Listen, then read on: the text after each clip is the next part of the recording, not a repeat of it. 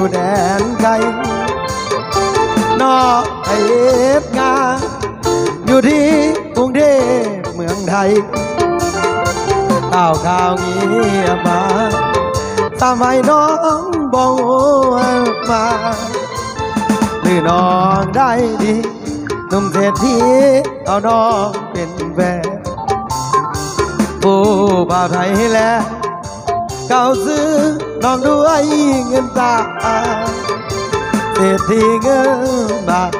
เก่าซื้อการให้น้องการได้น้องเลยลืมคำสัญญาแก้วตาลืมอายคุณน้องถ้าเขาไว้ดีอายดีก็สิบอกว่าอย่านอนอุ้มร้องเขียนมาเขาสิว่าลูกบ่มีพ่ออย่านอนปิดฟังมาหน้าเอาให้ก็มีลูกแต่บ่มีพ่อไปได้น้องเป็นพ่อของเขาหากน้องได้ดีอายนี่ก็ดีใจนำยันน้องเจ็บช้ำไอเด็กเสียใจ